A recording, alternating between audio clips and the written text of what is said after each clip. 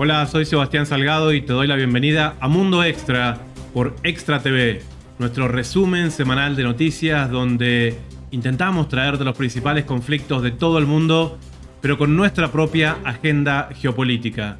La semana pasada abríamos este espacio contándote un ataque terrorista que sufrió la población civil del Líbano a través de dispositivos de comunicación, en lo que eran sus beepers y sus handys también. Y es que esta semana se da una continuidad en el ataque por parte del ente sionista contra ese país, pero esta vez de manera abierta, con bombardeos, sobre todo en el sur del país, pero también en su capital, Beirut. Por eso hicimos contacto con mi colega Tamara Lali, quien se encuentra en la República Árabe Siria, más especialmente en la ciudad de Tartus, desde donde se están viviendo todos estos hechos de una manera muy especial, porque por primera vez desde hace muchísimos años se está generando un éxodo desde el Líbano hacia Siria, como no se daba desde hace muchísimo tiempo. Por eso vamos a contarte y compartir con vos parte de la entrevista que hicimos con ella desde Siria y también algunos testimonios desde Beirut con parte de la población civil que están contando de qué manera piensan resistir. Míralo acá. Desde hace ya casi una semana, la población del Líbano se está trasladando en su totalidad hacia el norte, hacia Beirut, hacia Trípoli y hacia Siria. Hacia Siria, un país que ha estado en guerra, que los sirios en su momento han ido en busca de refugio en el territorio libanés. Hoy los mismos libaneses están yendo a buscar refugio en el territorio sirio. La respuesta de Siria, ¿cuál ha sido? Bueno, desde el momento que explotan los beepers, Siria mandó ayuda, ambulancias, ayuda sanitaria para buscar a todos los que han sido afectados en los ojos. Sabemos que más de 500 personas, sus ojos han sido dañados por las explosiones que estarían muy cerca de esos aparatitos. Y en Siria hay una alta tecnología oftalmológica, entonces los hospitales saturados en el Líbano, Siria abrió sus hospitales. Y ahora, con este nuevo éxodo de la población desde el sur libanés hacia el territorio sirio, también facilitó el ingreso a los libaneses, muchos sin lograr sellar el pasaporte entraron igual por la cantidad que están avanzando hacia Siria. Ayer nomás entraron 5.000 personas en la frontera entre Beirut y Damasco. Y esto, de alguna forma, como yo decía, se repiten, son ciclos que van repitiéndose permanentemente. Y vemos que el mundo no ha tomado ningún tipo de... en estos días hay reuniones en la Asamblea General de Naciones Unidas. Más que la condena, nadie llega, salvo algún que otro presidente, a marcar de que esto... se tiene que poner fin por distintos lados. Lo que sí, por otro lado, la Liga de Estados Árabes todavía falta que se levante y que diga algo, porque realmente más que algún que otro presidente o gobierno árabe que hayan repudiado estos ataques contra el Líbano, no hemos visto. Esto también es como vale la pena aclararlo y decirlo.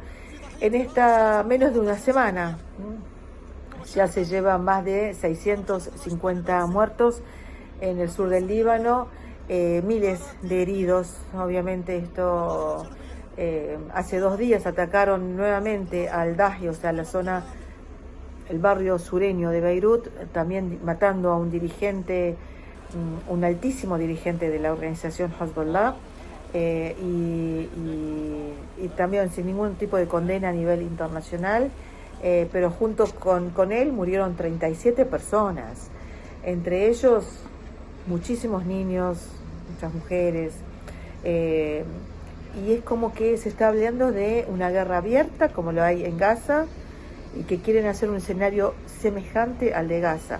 Esto es terrorífico, esto es el Líbano, que ya viene, como lo es toda la gente de los pueblos de estos lugares, con un alto grado de vulnerabilidad económica y social, y realmente pensar que nuevamente el Líbano va a estar bajo fuego israelí como lo ha estado desde el año 78 en adelante, como lo fue en el 2006, cuando Israel, 33 días atacando permanentemente el Líbano. En ese momento, 33 días, la cantidad de muertos era alrededor de 1.600.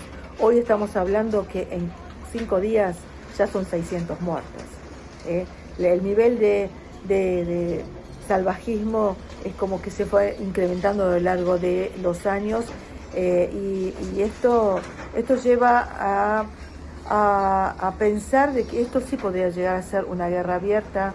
Israel está pensando en, digamos, como objetivo es no solamente arrasar con Hezbollah como una organización, partido político legítimo del Líbano, que tiene sus diputados, que tiene sus ministros, que tiene su consenso en la sociedad libanesa. Que Occidente lo haya tomado como una organización terrorista es un problema de Occidente.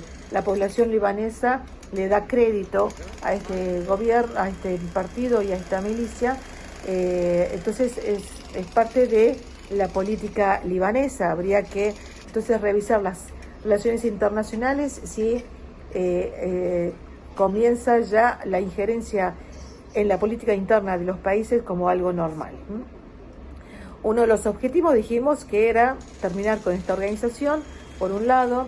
Por otro lado, levantar el ánimo de los soldados israelíes, que viene bastante bajo, ya con muchas bajas de oficiales y de soldados israelíes, luego de haber visto el genocidio que están provocando ese Estado y ese ejército en Gaza. Bueno, esto es algo que creo que como ser humano algunos deben tener conciencia, y bueno, y se retiran del ejército, se escapan del ejército. Es así que Netanyahu está haciendo un llamado a la población en Etiopía, en algunos países africanos, para reclutar soldados para su ejército, porque ya no le queda. Inclusive han pensado en las organizaciones de los judíos ortodoxos, donde ellos no hacen el servicio militar, porque son más practicantes de la Torá. Bueno, ahora va a haber una ley donde estén obligados a reclutarse en el ejército. كل العالم مستغرب بصبرنا وقوتنا وثباتنا. بدي وجه رسالتين، رسالة للعدو الإسرائيلي ورسالة لسماحة السيد حسن نصر الله. بالنسبة للعدو الإسرائيلي، أنت منك عارف حالك مين عم تحارب، أنت عم تحارب ناس ما بتهاب الموت، والشهادة إلها فخر وعزة. أنا بنت شهيد، وكنت افتخر انه بيي شهيد، وهلا صرت اعتز وافتخر اكثر لما صرت زوجة جريح. وان شاء الله زوجي بده يتعافى ويرجع على شبهه ويرجع يحارب الصهاينة ونحرر فلسطين. قادمون قادمون قادمون. وبالنسبة للسيد حسن نصر الله، نحن اولادك ومستعدين نقدم اولادنا وارواحنا وانفسنا كلنا لتضل البسمة على وجهك. بنحبك كثير.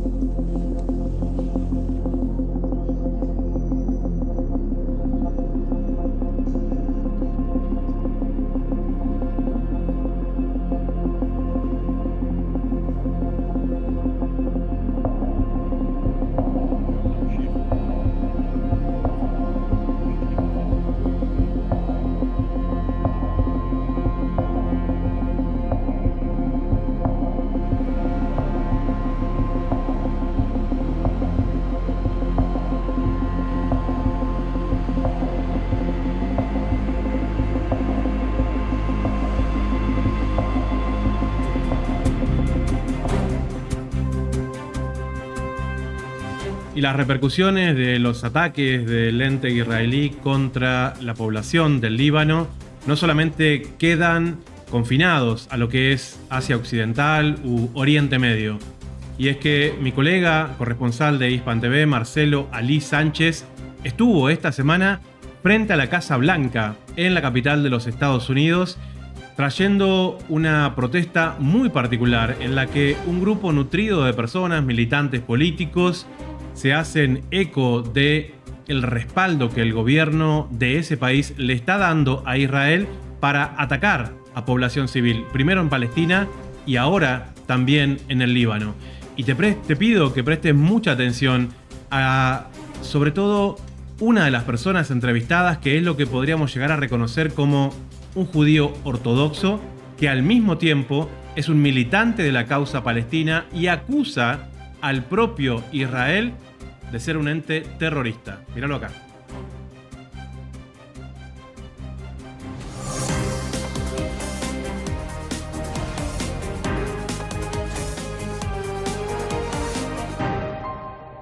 Estos son algunos de los retratos de las víctimas de los bombardeos indiscriminados de la entidad terrorista israelí en contra del Líbano. No estoy sorprendido, aunque horrible o más allá de horrible no llega a describir esta situación. Vimos cómo asesinaron a más de 500 mártires en un solo día, miles de heridos o desaparecidos. Todo ello en adición a los ataques terroristas de la semana pasada. Martirizan a todos, indiscriminadamente. Martirizan a inocentes. En el Líbano, en solo 24 horas, más de 10.000 desplazados, alrededor de 5.000 heridos y casi 500 muertos. Hasta cierre de edición, las bombas estadounidenses siguen masacrando a palestinos y libaneses.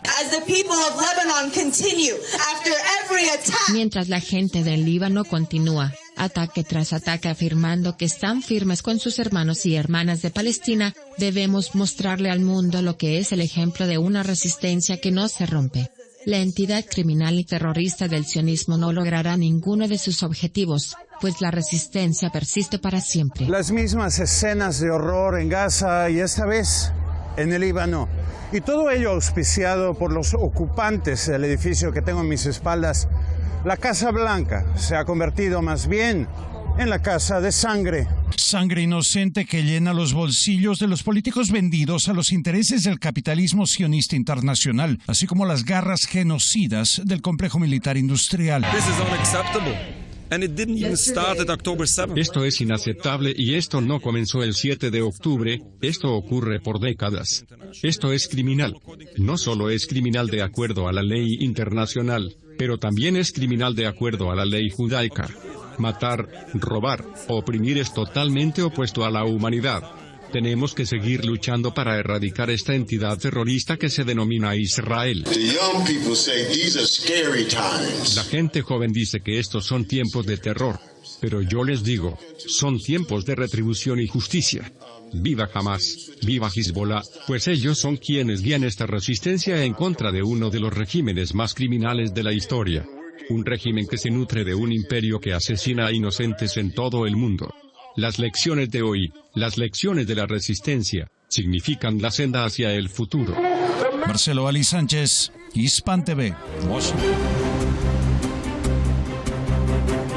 Y sin lugar a dudas, las repercusiones máximas sobre lo que está pasando en Oriente Medio, en Asia Occidental, en Palestina, en el Líbano, estuvo representada en las tribunas de las Naciones Unidas. Y es que durante esta semana se dio la sesión ordinaria número 79, en la que los representantes de los diferentes países dieron una postura más cercana al ente sionista o más cercana a lo que es el proceso de liberación del pueblo palestino y ahora también libanés.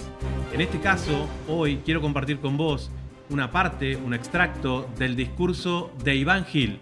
Él es el canciller de la República Bolivariana de Venezuela y es, sin lugar a dudas, quien tuvo el discurso más contundente sobre el momento que atraviesa nuestro planeta, en el cual el mundo parece empezar a dividirse en dos grandes bloques. Quiero compartir con vos un fragmento de este discurso en el cual también Iván Gil aborda lo que podríamos llegar a interpretar como los nuevos procesos de descolonización. Míralo acá.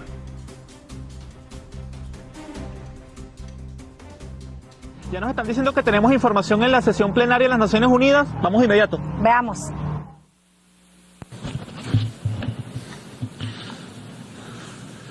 Distinguidas jefas y jefes de delegación, ministras y ministros, embajadoras y embajadores, señor presidente, a lo largo de estos últimos días hemos escuchado en esta Asamblea General dos narrativas. Una, el discurso de los oligarcas y sus satélites, dirigidos por el gobierno de los Estados Unidos de América, arremeten contra la Carta de las Naciones Unidas con el objeto de destruir esta organización, desde afuera y desde adentro, lo cual casi han logrado. Para ello, promueven la participación de corporaciones privadas, organizaciones no gubernamentales y otro tipo de estrategias para desconocer la soberanía de los Estados. Esto lo han denominado un orden basado en reglas. No conforme con ello, las oligarquías recurren a expresiones políticas que creíamos ya superadas, como el fascismo y el nazismo. Estas corrientes políticas de imposición y dominación impulsan el supremacismo blanco, el racismo, la xenofobia y otras expresiones, normalizadas con el apoyo de grandes monopolios de la mediática internacional y por las redes sociales, que se encuentran al servicio del imperialismo y el neocolonialismo, apoyando sus planes para crear tensiones, fabricar conflictos y enfrentar a los pueblos. Mientras hablamos en esta asamblea, caen bombas en Gaza, donde Israel ha asesinado decenas de miles de niñas, niños, mujeres y hombres inocentes, con la complicidad de los gobiernos de los Estados Unidos de América y la Unión Europea. Se comete el mayor crimen de exterminio y genocidio que desde aquel perpetrado por Hitler en la Segunda Guerra Mundial. Hoy pretenden exportar su odio y destrucción a toda una región, bombardeando y asesinando inocentes en el Líbano, en Siria y tratando de desestabilizar la República Islámica de Irán. Esto es una verdadera amenaza para la humanidad y la paz mundial. Una nueva forma de terrorismo se ha aplicado sobre el Líbano, con la complicidad de las empresas privadas que manejan las cadenas de suministro de las tecnologías de consumo masivo. Esto sienta un grave precedente que pone en riesgo la seguridad mundial. También bombardean infraestructuras civiles en este país, asesinando inocentes, tal cual hacen en Gaza.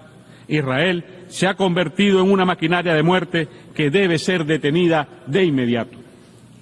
Pero, en lugar de parar la masacre y juzgar a los responsables, los poderosos insisten en expandir la guerra a Europa y a otras partes del mundo a través de bloques militares como la OTAN. Después de la derrota de Ucrania en su aventura nazi, pretenden ahora llevar la guerra y el terrorismo a la gran Rusia, la cual, como nos ha enseñado la historia, siempre saldrá victoriosa. La expansión de la OTAN también amenaza la paz de América del Sur, con la instalación de bases militares, contando para ello con la complicidad de los gobiernos lacayos de la Argentina y del Ecuador. Los discursos de odio estimulan y promueven el terrorismo en sus distintas manifestaciones. Desde el territorio de los Estados Unidos de América, por ejemplo, se planifican atentados, intentos de magnicidio, desestabilizaciones y agresiones contra los pueblos soberanos, como el de Venezuela. Para ello, han recurrido al uso de tecnologías de la información y las comunicaciones, especialmente las redes sociales, controladas por los testaferros del imperio, quienes fabrican guerras psicológicas dirigidas a explotar los sentimientos de odio y destrucción sin ningún tipo de control. A esto se suman ataques cibernéticos a la infraestructura crítica vital, incluyendo servicios públicos, sistemas bancarios, petroleros y electorales, como ocurrió en mi país el pasado 28 de julio. Señor presidente, ¿cómo avanzar en los temas de paz y seguridad mientras el órgano encargado de velar por su mantenimiento se encuentra secuestrado por los Estados Unidos de América, cuyo gobierno insiste en brindar un marco de impunidad a los violadores del derecho internacional? Desde esta tribuna reiteramos nuestra inquebrantable solidaridad al hermano pueblo palestino, a quien respaldamos con determinación en su justa causa y en todo su esfuerzo encaminado a preservar un horizonte político claro, que preserve la viabilidad de la solución de los dos estados sobre la base de las fronteras previas a 1967. Saludamos que, por primera vez en la historia de esta Asamblea, la delegación de Palestina se sienta junto a nosotros como un Estado más. Hoy más que nunca es urgente que garanticemos su inmediata incorporación como miembro pleno derecho en esta organización. Nos preguntamos también cómo concluir la agenda de descolonización si se insiste en preservar un status quo que solo favorece a las potencias ocupantes y administradoras. Vaya desde aquí toda nuestra solidaridad y nuestro firme apoyo para con todos los pueblos que luchan por su derecho inalienable a la libre determinación, para alcanzar su independencia plena y ser verdaderos dueños de su destino, de sus tierras y sus recursos. Es hora de que los anhelos de libertad de nuestras hermanas y hermanos del Sahara Occidental, de Puerto Rico, de Nueva Caledonia, de la Polinesia Francesa, de Bonaire y de tantos otros territorios sean finalmente realizados. Venezuela es un país con una profunda vocación anticolonial, heredada de nuestra gesta independentista y del legado de nuestro libertador Simón Bolívar. Y por ello abrazamos con determinación todas estas grandes causas que hemos asumido históricamente como propias. Estamos decididos a contribuir hacia el fin del colonialismo en todas sus formas y manifestaciones. En este mismo sentido, seguiremos reclamando por la restitución de los derechos de soberanía sobre el archipiélago de Chagos y las Islas Malvinas a sus legítimos dueños como lo son la República de Mauricio y la República Argentina. A pesar de la traición a la causa de las Malvinas por parte del inefable Javier Milei, el hermano pueblo argentino podrá contar siempre con la solidaridad y el pleno apoyo de Venezuela en este justo reclamo histórico. Señor presidente, todavía hoy los pueblos del mundo siguen pagando el precio de las desgracias que dejó el colonialismo de imperios como el del Reino Unido, que cometió crímenes en todos los continentes y ahora intenta borrar de nuestras memorias de manera impune. Uno de ellos, cuyo efecto nocivo aún persiste, es el del despojo de los derechos soberanos de Venezuela sobre nuestra Guayana Esequiba. Ese robo tuvo su origen en la política expansionista y violenta ejercida por el Imperio Británico en el territorio venezolano durante todo el siglo XIX, la cual buscó imponerse de manera fraudulenta en 1899 mediante un arbitraje amañado entre las potencias de la época. El pasado 3 de diciembre de 2023, el pueblo venezolano se expresó con claridad y contundencia en un referéndum consultivo, mediante el cual otorgó un mandato ineludible al Estado venezolano para recuperar la Guayana Esequiba, territorio que representa una herencia sagrada de la lucha de nuestros libertadores. En ese referéndum, el pueblo venezolano ratificó la posición histórica de nuestro país de no reconocer jamás la jurisdicción de la Corte Internacional de Justicia para este caso, ni ninguna decisión que pueda adoptar en este asunto. El presidente de Guyana ha mentido en esta tribuna sobre este aspecto. Venezuela solo reconoce el Acuerdo de Ginebra de 1966 como única vía para alcanzar una solución que restablezca los derechos de Venezuela sobre el territorio de la Guayana Esequiba. En la actualidad, los Estados Unidos de América y Guyana vulneran la Declaración Conjunta de Argyle, poniendo en peligro la paz, la seguridad y la estabilidad regionales, mediante la presencia militar de actores extrarregionales y el ilegítimo otorgamiento de concesiones petroleras en un área marítima no delimitada. En ese contexto, aprovechamos para reiterar nuestro firme compromiso con la proclama de paz de la CELAC de América Latina y el Caribe como una zona de paz. Es momento que Guyana demuestre su compromiso con esta proclama, con el diálogo, con el respeto mutuo, con la tolerancia y el entendimiento, volviendo al Acuerdo de Ginebra. Un discurso que puede llegar a sentar un antes y un después, pero que sin duda no permanecerá desapercibido. Y uno de los puntos llevados adelante, como mencionábamos en el bloque anterior, vinculado a los nuevos procesos de descolonización, se siguen dando también en nuestra región. Y es que para la próxima investidura presidencial de quien será la primera mujer presidenta de los Estados Unidos mexicanos, Claudia Sheinbaum. Te imaginarás que ya las invitaciones oficiales estuvieron hechas. Y desde lo que podríamos llegar a interpretar, el Estado español, hubo una especie de desaire. Avisó el presidente español Pedro Sánchez que no estará en la investidura presidencial de Claudia Sheinbaum porque no fue invitado el rey de España. Y eso parece ser un motivo suficiente para que el propio Estado español prefiera estar ausente. El presidente López Obrador se refirió a este tema y por eso queremos compartir con vos un extracto de la presentación que hicieron nuestros colegas de RT. Nico Trinchero, presentador de ese canal, nos comparte lo que fueron las palabras del presidente López Obrador, quien deja muy en claro que México ya no es un país colonizado y a partir de eso decidieron no invitar al rey de España, porque al mismo tiempo vos recordarás que es justamente desde España el país tal vez más emblemático de la Unión Europea que no reconocen o no reconocieron, por lo menos hasta ahora, lo que fue la nueva victoria electoral del presidente Nicolás Maduro, cuando al mismo tiempo ellos se sienten representados por una monarquía a la que nadie vota, o por lo menos sería interesante si llamaran o no a un referéndum para saber si los españoles y las españolas quisieran o quieren seguir teniendo una monarquía que mueva lo que es el amperímetro geopolítico de su país como para querer estar ausentes en lo que será la investidura de Claudia Sheinbaum como la primera mujer presidenta de México. Míralo acá. Andrés Manuel López Obrador reitera que México ya no es una colonia y que se debe respetar su soberanía. Sus palabras surgen luego de que la mandataria electa Claudia Sheinbaum excluyera al rey de España de la invitación a su toma de posesión. Esta decisión se debe a la negativa de la Casa Real a ofrecer disculpas por los agravios cometidos contra los indígenas. López Obrador destacó que las élites españolas veían a México como una tierra de conquista.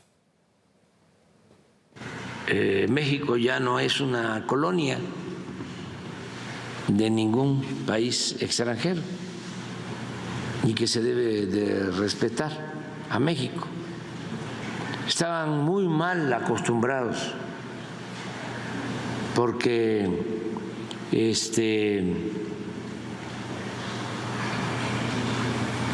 durante el periodo neoliberal venían a hacer su agosto desde España.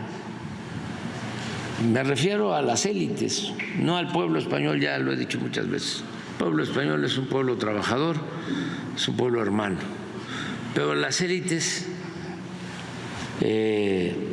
políticas, económicas, veían a México como tierra de conquista. Y seguimos en América Latina, pero nos quedamos en el sur de nuestra región. Nos vamos hasta Colombia, donde en la última semana el presidente Petro dio una rueda de prensa que impactó bastante porque hizo una denuncia contra el anterior gobierno de Iván Duque, sobre todo como parte de la continuidad del uribismo, al igual que fue Juan Manuel Santos, en el que presentó una información a través de la cual dejó en claro que el anterior gobierno había pagado una suma en efectivo que habían trasladado en aviones a Israel. ¿Por qué habían pagado una suma que, según sus propias palabras, es de unos 11 millones de dólares? Y es que Colombia había adquirido durante ese gobierno de manera ilegal un software espía.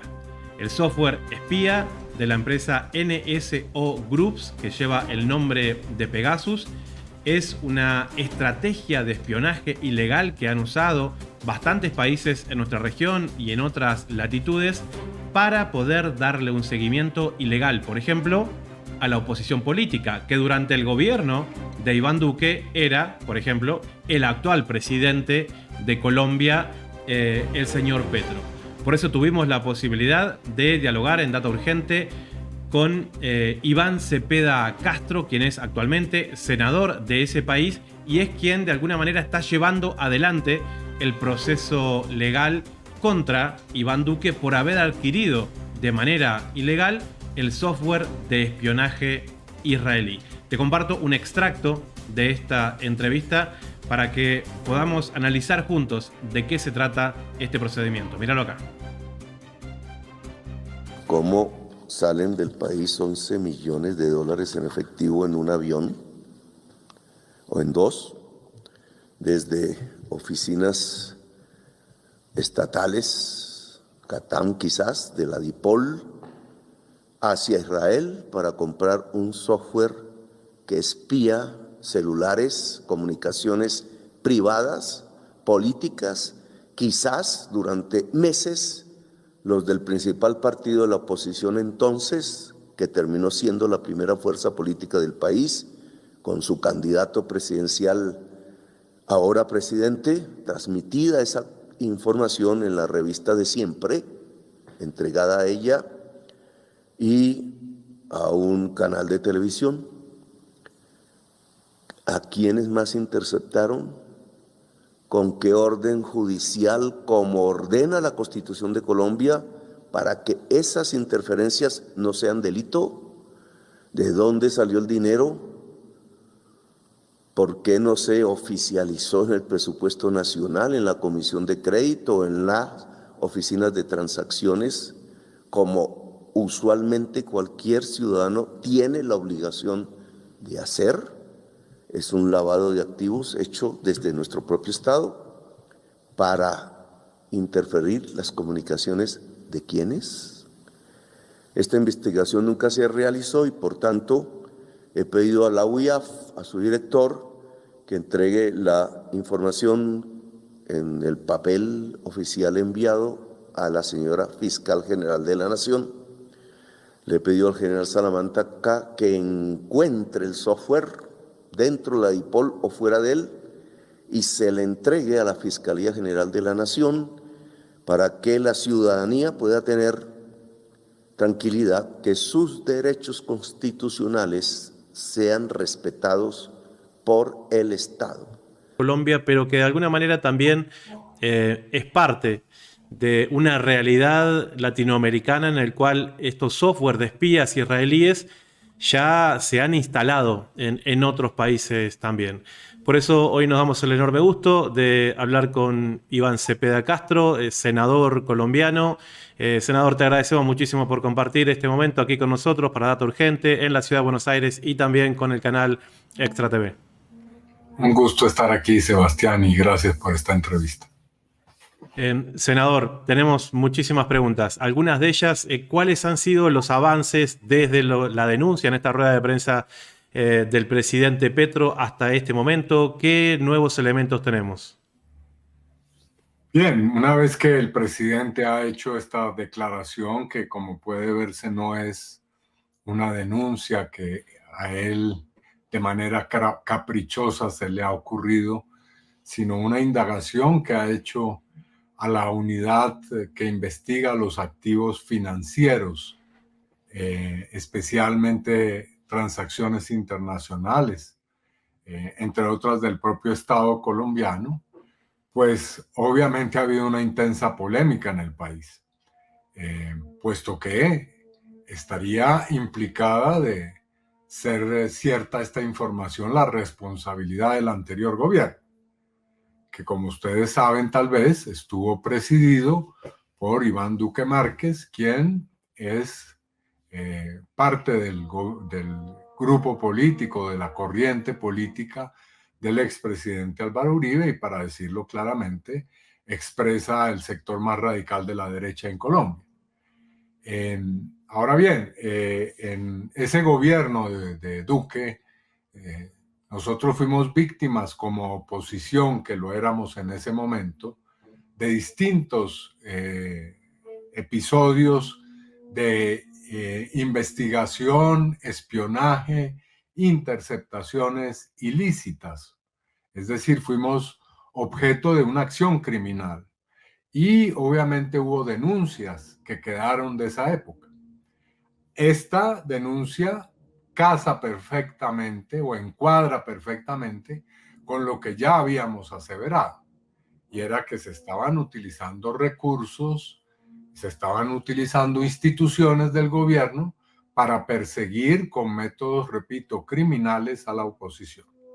Ahora bien, una vez que el presidente ha hecho esta revelación, la fiscal general de la Nación, que es la autoridad judicial en materia penal competente, ha abierto una investigación que se está desarrollando.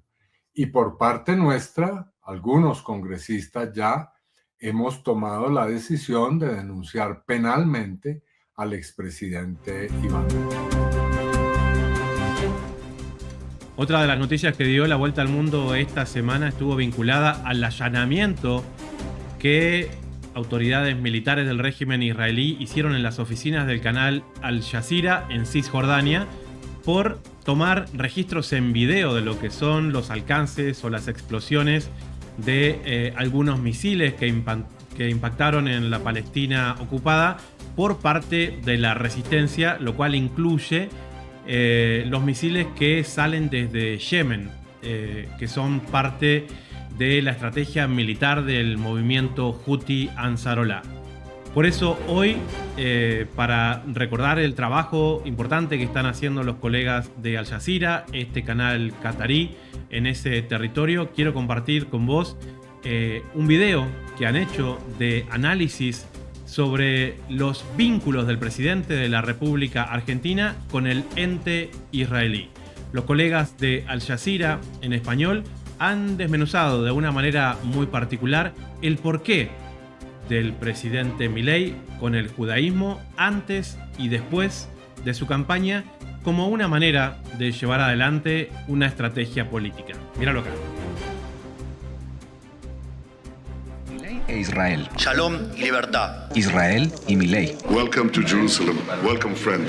La relación de Milei con el judaísmo y el Estado de Israel va más allá de un tema personal. Milei se ha convertido en un vehículo de ciertos sectores de la comunidad judía para avanzar posiciones bastante controvertidas, de alguna manera transfiriendo posiciones, vamos a decir, de la derecha judía a su discurso, e incluso está utilizando el lenguaje bíblico para descalificar a sus adversarios. Y sabemos que las fuerzas del cielo van a apoyar a la Argentina y sobre todo va a apoyar a Israel en este momento. ¿Pero de dónde viene esta estrecha relación de Milei con el judaísmo e Israel? Hablamos con Ezequiel Coppel, escritor y periodista argentino especializado en Medio Oriente. Yo creo que el acercamiento a Milei al judaísmo viene después de que a él se lo acuse de antisemita, creo que es cerca del año 2021. Y luego hay un acercamiento a cierta parte de la comunidad judía argentina, específicamente hacia la rama ortodoxa, sefaradí.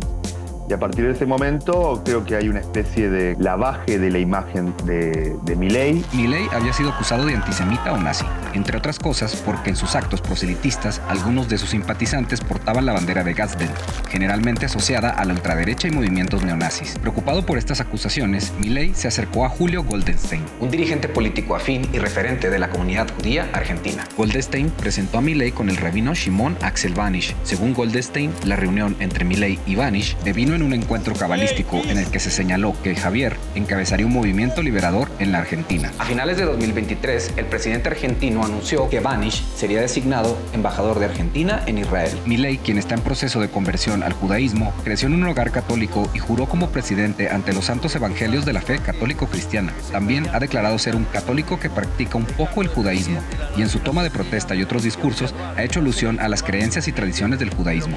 No es casualidad que esta inauguración presidencial ocurra durante la fiesta de Hanukkah, la fiesta de la luz, ya que la misma celebra la verdadera esencia de la libertad. La primera acción como presidente que realizó en el extranjero fue la visita de la tumba del rabino Lubavitch en Nueva York. Para Ezequiel, el hecho de que Milei haya visitado la tumba del rabino antes que el Vaticano para reunirse con el Papa Francisco es una declaración de sus prioridades. Y antes de reunirse con el Papa, de hecho, Milei también visitó Israel a inicios de febrero de 2024, en una de sus primeras giras fuera de Argentina como presidente. Apenas aterrizó, el mandatario argentino dijo al ministro israelí de Relaciones Exteriores, Israel Katz, que mudaría la embajada argentina en Israel a Jerusalén.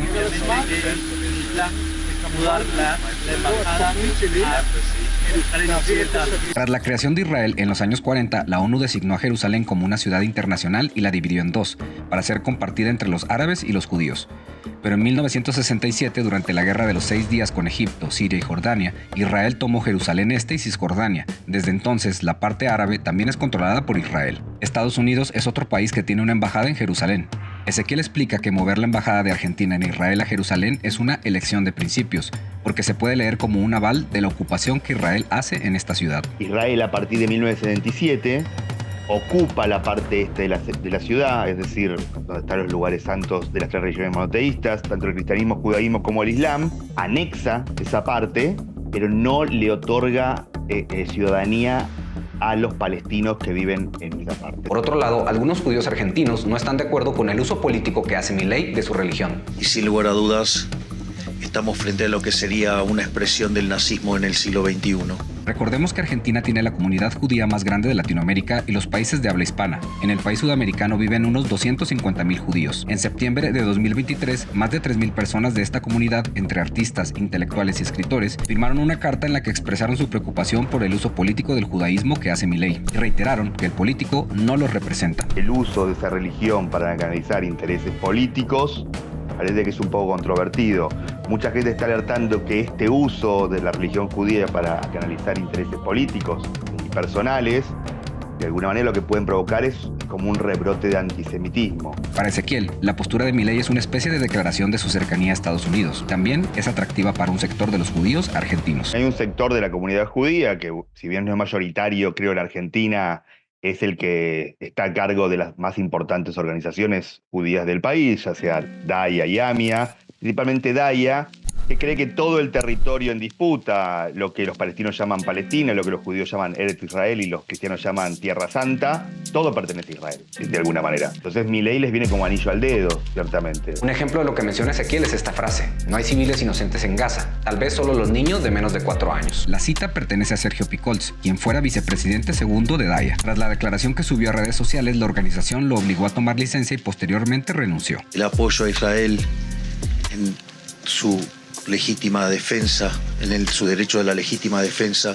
Por otro lado, el apoyo de Milei a Israel lo distancia ideológicamente del bloque de países latinoamericanos, principalmente de izquierda, que han apoyado a Palestina y que han condenado la ofensiva de Israel en Gaza. ¿Crees que tenga algo que ver esto también con la postura de Milei? O sea, el hecho de que los gobiernos de izquierda estén respaldando, ¿no?, al pueblo de Palestina y demás. Sí, sin duda. Yo creo que el acercamiento a Israel y sus declaraciones de mover la embajada, de alineamiento irrestricto con las acciones del Estado de Israel, es como una especie de mensaje de que, bueno, una forma de acercarme a Estados Unidos es acercándome a uno de sus principales aliados en la región, que es Israel. Sí, yo creo que es toda una posición de parte del presidente argentino. ¿Qué opinas de la postura del gobierno de Javier Milei con Israel?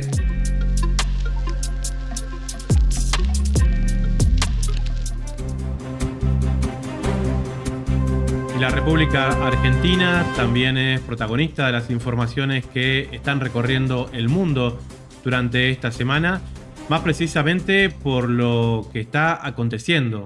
El proyecto del Ejecutivo de la República Argentina, del gobierno de Javier Milei, de privatizar la aerolínea de bandera de la República Argentina, de privatizar Aerolíneas Argentinas, que había sido dejado de lado en un proyecto anterior, pero que ahora vuelven a reflotarlo como alguna de esas ideas que manejaban incluso durante su campaña.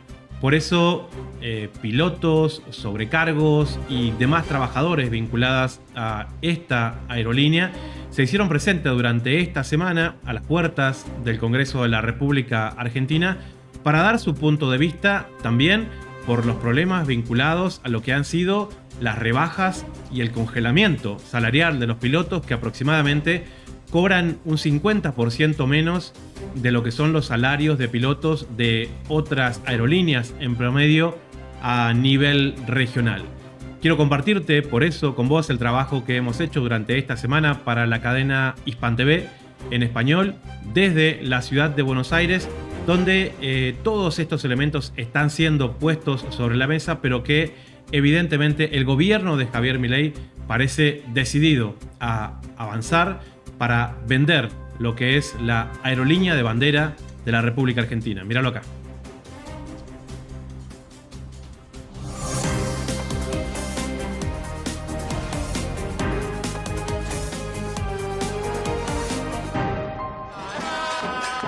Son pilotos, sobrecargos y otros trabajadores vinculados al transporte aéreo de personas que realizaron un paro de actividades y se presentaron frente al Congreso de la República Argentina. Empezaron vulnerándonos, no queriendo tener paritarias con nosotros. Hace un año que no tenemos paritarias, o sea que no hay una recomposición salarial. Estamos por debajo del 70%. Subieron todos los impuestos en este país, todos los servicios, todo el transporte, y no tenemos, todo empezó por un conflicto salarial, ni siquiera es político, ni siquiera es que pretendíamos otra cosa. Un nuevo miércoles de extrema tensión frente al Congreso de la República Argentina, donde se han reunido la totalidad de los sindicatos vinculados al transporte aéreo y que hoy han paralizado los aeropuertos de la República Argentina exigiendo mejoras salariales para el sector, al mismo tiempo que en el interior del Congreso de la República Argentina se debate el proyecto impulsado por el gobierno de Javier Milei de privatizar la aerolínea de bandera, Aerolíneas Argentinas. Han presentado un par de proyectos de ley con la intención de privatizar la línea aérea bandera, diciendo que ellos tienen interesados, claramente. Nosotros tenemos la sospecha que hay muy oscuras intenciones, que los interesados podrían ser, y solo podrían, uso el potencial, amigos, socios o mandantes. Con lo cual estamos enfrentando un nuevo ciclo político en la Argentina que ya hemos enfrentado en el pasado, que nos dejó con el país desconectado. Los pilotos de Aerolíneas Argentinas cobran apenas un 50% de lo que es el promedio de un piloto con la misma carga horaria a nivel internacional. ¿Cuáles son las rutas que haces vos normalmente? Normalmente yo hago todas las rutas dentro del país, cabotaje y regional, que es San Pablo, Río de Janeiro, Lima, Bogotá, Ushuaia en lo que es Argentina, Mendoza, Córdoba. El gobierno de Milei habla de que están ofertando muchas de las rutas a empresas privadas ya en este momento. Sí, que no hay problema con las empresas privadas. El tema es que hay lugares donde las empresas privadas no van a volar porque no es rentable. Eso va a ser un problema para la conexión del país. Y Aerolíneas Argentinas vuela y compite con esas empresas. Ahí no está el foco de la cuestión. El tema es que se están ensañando con Aerolíneas Argentinas por una cuestión ideológica, me parece. Sebastián Salgado, Hispan TV, Buenos Aires. Nos quedamos en América del Sur, pero nos movemos hasta el Estado Plurinacional de Bolivia, donde esta semana terminó esa gran marcha liderada por el expresidente Evo Morales, que llegó hasta el Alto en La Paz y que, según algunos cronistas, puede haber llegado a tener hasta 1 millón de personas acompañando ese proyecto político que, por un lado, le reclama al presidente Arce por las dificultades económicas que está sufriendo el pueblo de Bolivia, pero al mismo tiempo muestra músculo para que Evo Morales pueda intentar ser parte de lo que debería ser la fórmula presidencial del MAS para el año 2025. Por el otro lado, algunos partidarios del actual presidente Arce estuvieron en lo que son las inmediaciones del Palacio Presidencial, tratando de generar como una especie de zona de defensa hasta donde no llegó finalmente la marcha, y podríamos llegar a decir que no se dio, afortunadamente, un enfrentamiento violento entre estas dos facciones que, en definitiva, son parte del mismo proceso político que es el movimiento al socialismo en Colombia. Te comparto algunas informaciones que llegaron y tuvimos durante esta semana de lo que fue la marcha, pero también las definiciones que dio el expresidente Evo Morales. Míralo acá. Evo Morales lanzó un ultimátum al presidente Luis Arce al término de una masiva marcha en Bolivia que llegó a La Paz el lunes. Convertido en el mayor adversario del gobierno que ayudó a elegir en 2020, el expresidente Morales encabezó la llamada Marcha para Salvar Bolivia, que recorrió 190 kilómetros hasta llegar a la capital boliviana. Hermanas y hermanos, repito nuevamente, nos equivocamos, me equivoqué, pero tenemos la obligación de recuperar nuestra querida Bolivia, nuestra revolución. Ante miles de seguidores, Morales lanzó un ultimátum al presidente Arce, con quien se disputa la nominación presidencial del oficialismo de cara a las elecciones de 2025, pese a que está inhabilitado por la justicia para ser candidato. Están pidiendo 24 horas para cambiar de ministros corruptos, narcos y drogos. No podemos ser gobernados por narcos corruptos. A ver, en la semana pasada, en Boa encuentran cocaína rumbo a España. Morales dijo que el gobierno tenía 24 horas para solucionar la escasez de combustible o de lo contrario seguirán las movilizaciones. Bolivia, un país rico en gas y recursos de litio, el mineral clave en la transición hacia energías limpias, enfrenta desde el año pasado escasez de combustible y de dólares. Arce ha echado mano de las reservas internacionales para mantener los subsidios, lo que a su vez ha desencadenado en una falta de dólares y la devaluación del peso boliviano. Pero el trasfondo de la crisis es la pelea por el poder entre Morales y Arce. El expresidente sostiene que está habilitado para postularse de nuevo ya que pasó un periodo presidencial después de que dejó el poder. Sin embargo, Arce, que de momento no ha dicho si va a aspirar a la reelección, le advirtió a Morales el domingo en un mensaje televisado que no le daría el gusto de una guerra civil, tras los enfrentamientos de la última semana. No lo permitiremos. Durante toda la movilización se registraron al menos 36 heridos en los choques a palos, piedras y explosivos entre los seguidores de Morales y los de Arce.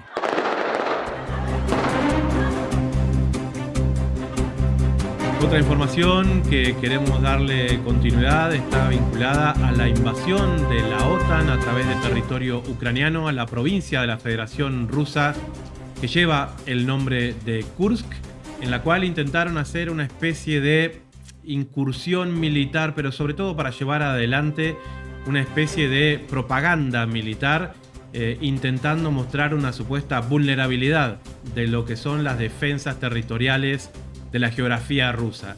Y en ese sentido, estas fuerzas, hay que decir, han retrocedido. Hay una serie de prisioneros de guerra que fueron tomados, muchos de ellos mercenarios a sueldo, financiados por la OTAN. Y quiero compartirte aquí algunos testimonios por parte de nuestros colegas de la agencia Sputnik, en el cual cuentan lo que fueron el nivel de agresiones que han sufrido los civiles rusos de la provincia de Kursk, pero también algunos testimonios que llaman la atención, como lo es el de prisioneros de guerra que dicen que tuvieron que padecer a instructores británicos que no tenían un conocimiento del territorio y que los obligaron a hacer acciones militares que terminaron deviniendo en lo que fue su propia captura. Te comparto estos testimonios entonces de la cadena Sputnik en español. Míralo acá. Все обстрелы, уже дороги все, которые на Белую, на Львов, на Курск, эти все дороги уже простреливались танками, снайперами. Очень много убило людей мирных, которые выезжали. Именно вот. Никого из ваших там знакомых, соседей? Знакомых убили. Мужчина выезжал с семьей, вот его убило как раз вот на Курском кольце. Родственников ранило, но он мертвый лежал. И очень много, очень много людей, которые там остались, выезжали позже, они рассказывают, что просто, допустим, женщина, которая у нас работала в магазине при организации, там издевались и убили ее вместе с мужем.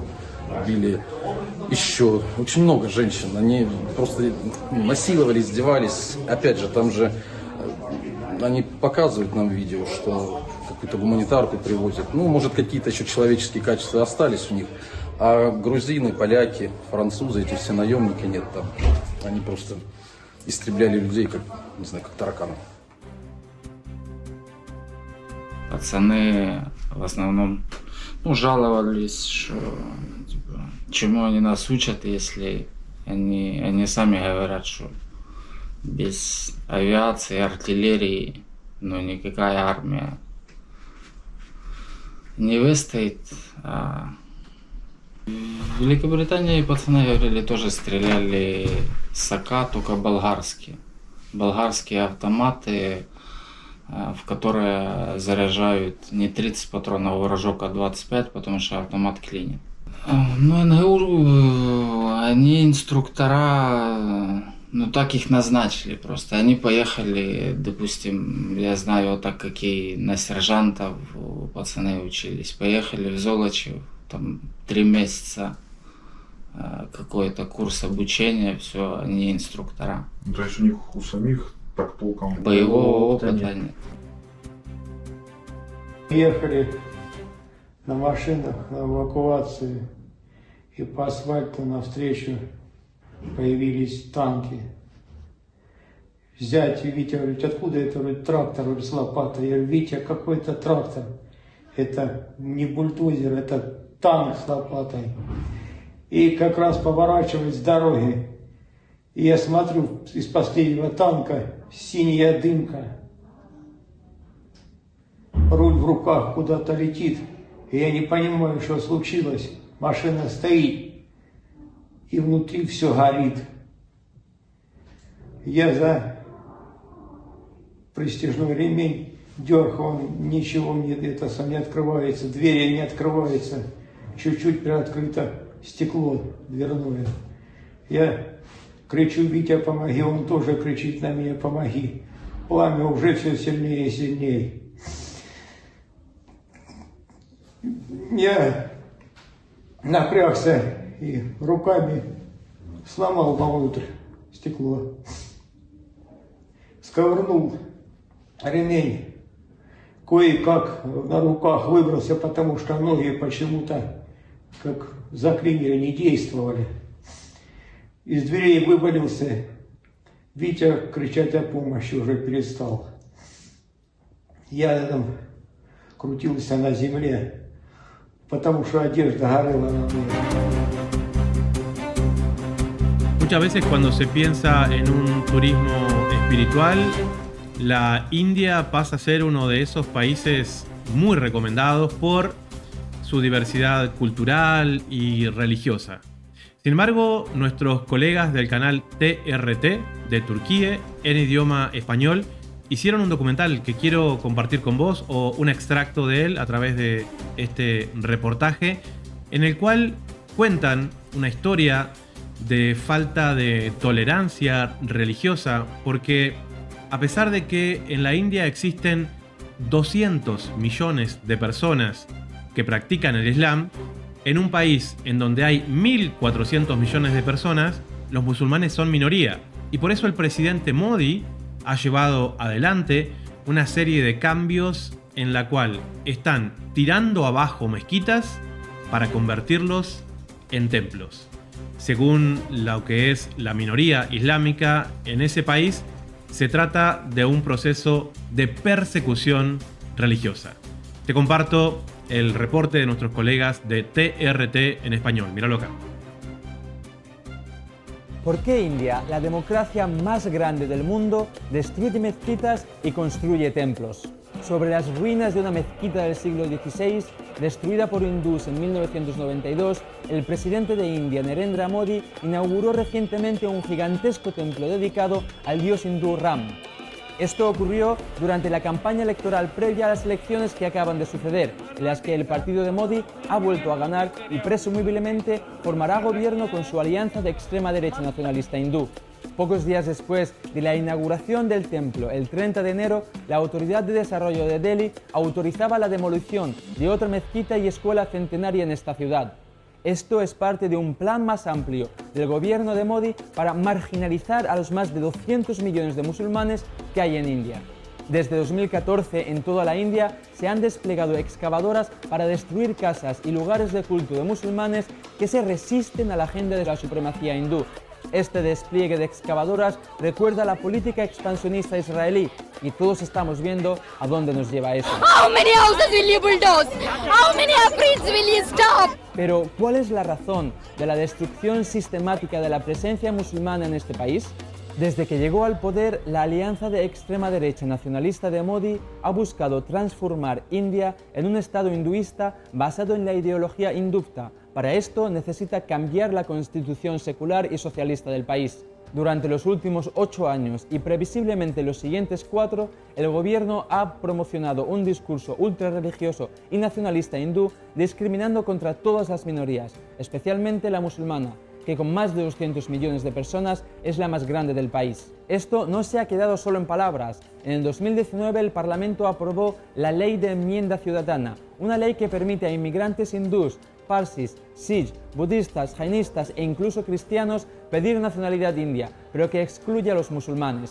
Aunque India dice que es una medida humanitaria, expertos dicen que busca alterar la demografía del país. Amnistía Internacional calificó esta ley como un duro golpe a los valores constitucionales indios de igualdad y no discriminación religiosa e inconsistente e incompatible con las obligaciones internacionales de derechos humanos de la India. En última instancia, el gobierno de Modi busca cambiar la constitución para que la India deje de ser un país secular y el hinduismo sea la religión oficial, lo que pondrá a la minoría musulmana de 200 millones de personas en un grave peligro. La eliminación de la presencia física de un agente siempre va de la mano de un discurso que lo justifica.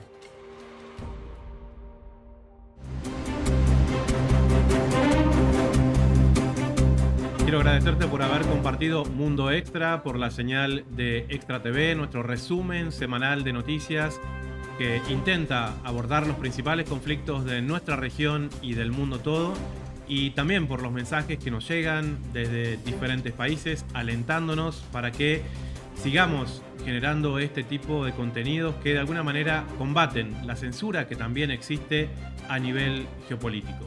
Espero volver a encontrarnos la próxima semana en otra emisión de Mundo Extra.